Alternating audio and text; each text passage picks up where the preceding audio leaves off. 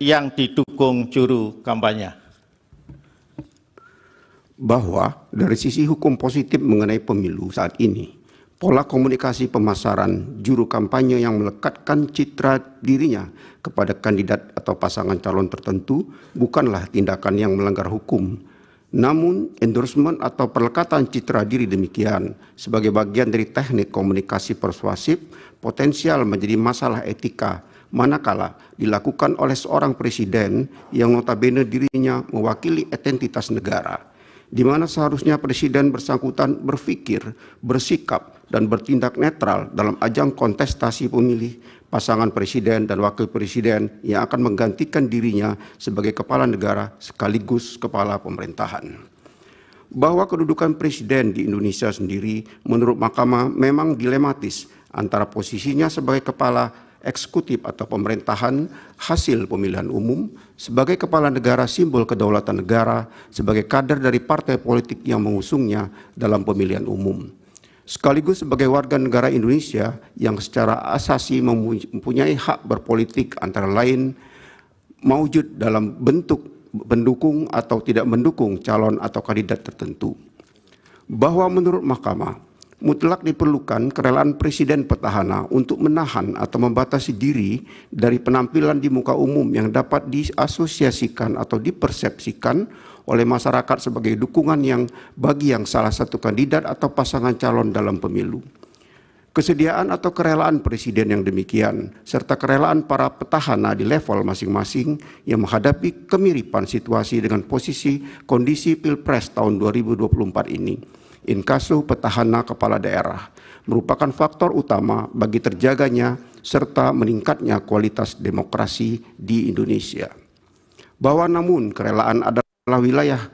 moralitas, etis, ataupun fatsun, sehingga posisi yang berlawanan dengannya, yaitu ketidakrelaan, tentunya tidak dapat dikenai sanksi hukum kecuali apabila wilayah kerelaan demikian telah berlebih dahulu dikonstruksikan sebagai norma hukum larangan oleh pembentuk undang-undang.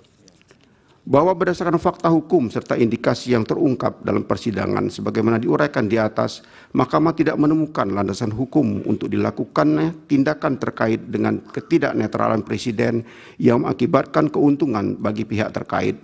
Sekali lagi, karena tolak ukur ataupun parameter ketidaknetralan presiden dalam pemilu termasuk wilayah etik belum diatur secara tegas dalam peraturan perundang-undangan khususnya di level undang-undang. Apalagi Undang-Undang Dasar 1945 dengan tegas menyatakan bahwa hak untuk tidak dituntut atas dasar hukum yang berlaku surut adalah hak asasi manusia yang tidak dapat dikurangi dalam keadaan apapun. Vide pasal 281 ayat 1 Undang-Undang Dasar 1945. Bahwa terlepas dari anutan asas legalitas demikian, Mahkamah menegaskan perlu perubahan paradigma mengenai netralitas kekuasaan eksekutif demi mewujudkan pemilihan umum yang jujur dan adil sebagaimana amanat pasal 22E ayat 1 Undang-Undang Dasar 1945, pasal 22E ayat 1 AKUO dengan tegas menyatakan bahwa pemilu dilaksanakan berdasarkan azas langsung, umum, bebas, rahasia, jujur, dan adil. Tentunya perubahan paradigma demikian harus dilakukan melalui perubahan atas undang-undang mengenai kepemiluan, sebagaimana telah tersinggung dalam pertimbangan hukum sebelumnya, termasuk dalam hal ini berkenaan dengan pemilu yang memenuhi azas jujur dan adil. Bahwa setelah Mahkamah mencermati fakta hukum mengenai latar belakang program Bansos yang merupakan dalam persidangan terutama dari dalil permohonan, pemohon serta keterangan menteri-menteri yang dipanggil Mahkamah, Mahkamah menemukan indikasi ketiadaan antisipasi presiden dan dampak kunjungan dan pembagian Bansos terhadap fairness pemilu presiden dan wakil presiden tahun 2024. Setidaknya, dari keterangan lisan 4 menteri dalam persidangan, Mahkamah tidak mendapatkan keyakinan akan bukti adanya maksud atau intensi dari presiden terkait dengan penyaluran bansos yang dilakukan oleh presiden dengan tujuan untuk menguntungkan pasangan calon presiden dan wakil presiden nomor urut 2. Oleh karena itu, menurut Mahkamah, tindakan presiden belum dapat dikategorikan sebagai pelanggaran terhadap hukum positif. Terlebih, dalam persidangan Mahkamah tidak menemukan bukti-bukti yang meyakinkan Mahkamah adanya korelasi dan hubungan kausalitas antara penyaluran bansos dengan pilihan pemilih. Namun demikian, penting bagi Mahkamah untuk menegaskan dalam rangka perbaikan tata kelola penyaluran bansos ke depan, khususnya penyaluran bansos yang berdekatan dengan penyelenggaraan pemilu, perlu diatur secara jelas menyangkut tata cara penyaluran, baik waktu, tempat, maupun pihak-pihak yang dapat menyalurkannya, sehingga tidak ditenggarai sebagai tindakan yang dapat dimaknai sebagai bantuan bagi kepentingan elektoral tertentu. Bahwa klaim bahwa bansos dan tindakan lainnya yang semacam charity tidak selayaknya diklaim sebagai bantuan personal karena sebagaimanapun pendanaan bansos dan bantuan presiden lain atau menurut keterangan Menteri Keuangan bersumber dari dana operasional presiden. Bersumber dari APBN yang tidak lain dan tidak bukan adalah kekayaan milik seluruh rakyat Indonesia. Sementara presiden sebagai kepala pemerintahan adalah orang yang dipercaya masyarakat untuk mengelola APBN, sehingga sama sekali tidak ada kepentingan pribadi atas APBN maupun keseluruhan kekayaan negara yang tidak tercatat dalam APBN. Bahwa akan tetapi apabila Mahkamah tidak memberikan catatan khusus terhadap klaim sepihak atas penggunaan bansos oleh pemerintah yang sekali lagi bansos sebenarnya bukan pelanggaran hukum, Mahkamah mengkhawatirkan praktik demikian akan menjadi presiden lantas diikuti oleh para petahana atau pejabat publik pengelola APBD dalam penghelatan pilkada kelak. Bahwa pemberian dukungan dari seseorang kepada keluarganya inkasu dukungan politik adalah hak konstitusional yang dilindungi oleh setidaknya pasal 28E ayat 2 Undang-Undang Dasar 1945. Akan tetapi, hak tersebut termasuk hak asasi manusia yang dikurangi dengan undang-undang. Dalam situasi tertentu, Undang-Undang Dasar 1945 memberikan pembatasan justru agar kebebasan pemenuhan hak konstitusional tersebut tidak membentur, merugikan, atau menjadi sumber nestapa bagi pemenuhan hak konstitusional orang lain.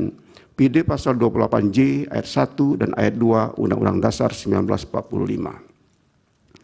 Berpijak dari hal demikian, penting bagi Mahkamah untuk menegaskan bahwa Undang-Undang Dasar 1945 membatasi pemenuhan hak asasi manusia bukan dalam arti Undang-Undang Dasar 1945 bersikap sewenang-wenang, melainkan justru demi mencegah munculnya situasi kebebasan yang paradoksial, yaitu situasi manakala pemenuhan hak seseorang ternyata menimbulkan kerugian bagi orang lain. Bahwa berdasarkan pertimbangan tersebut, Mahkamah berpendapat bahwa pembentukan norma yang mengatur pembatasan-pembatasan atas penggunaan dan atau pengkaitan antara program pemerintah atau negara dengan kepentingan pribadi, terutama dalam kaitannya dengan kontestasi pemilu maupun kepentingan elektoral lainnya, merupakan kewenangan dari pembentuk undang-undang VD antara lain pasal 20 ayat 1 dan ayat 2 Undang-Undang Dasar 1945 yang norma hukum demikian perlu segera dibentuk sebelum pelaksanaan pemilu berikutnya termasuk pemilihan kepala daerah. Bahwa di sisi lain sebagai bentuk antisipasi serta sinergitas antara lembaga negara terutama dengan lembaga negara pembentuk undang-undang yang sama-sama berkewajiban menjaga kualitas sistem demokrasi serta didorong oleh kewajiban khusus Mahkamah menegakkan keadilan konstitusional, maka dalam rangka perbaikan ke depan, manakala perangkat atau norma hukum demikian belum terbentuk sehingga perhelatan pemilu berikutnya, Mahkamah berkewajiban mengambil peran konstitusional untuk secara hukum menyiapkan diri, memeriksa, mengadili, serta memutus pendakwaan atau pemanfaatan pemerintah atau negara demikian sebagai bagian dari kategori pelanggaran pemilu. Bahwa berdasarkan uraian pertimbangan hukum tersebut di atas, dalil pemohon terkait dengan adanya bansos yang berkolerasi dengan perolehan suara salah satu pasangan calon presiden dan wakil presiden tidak terbukti sehingga tidak beralasan menurut hukum.